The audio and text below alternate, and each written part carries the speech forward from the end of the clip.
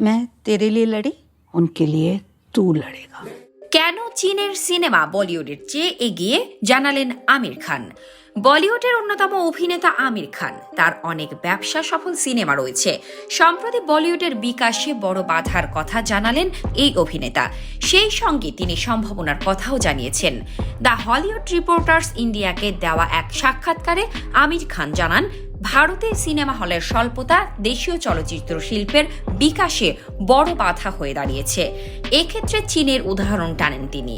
এই অভিনেতা বলেন, চীনের জনসংখ্যা আমাদের সমান হলেও তাদের সিনেমা হল আমাদের চেয়ে 10 গুণ বেশি।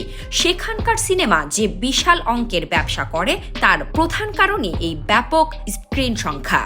তিনি বলেন, ভারতে বর্তমানে প্রায় 10,000 সিনেমা হল রয়েছে, যার অর্ধেকই দক্ষিণ ভারতে।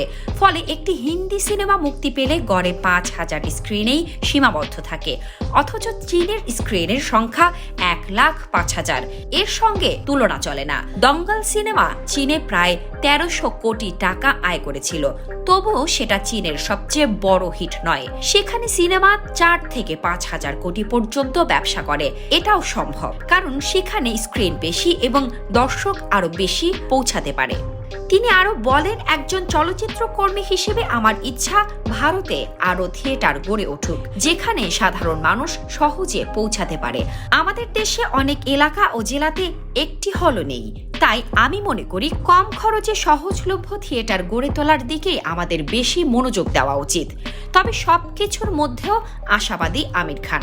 সরকারের উদ্যোগ যেমন world audio visual and entertainment summit সম্মেলন ভবিষ্যতে দেশের সিনেমা শিল্পকে এগিয়ে নিয়ে বড় ভূমিকা রাখবে বলে আশা করেন দঙ্গল অভিনেতা।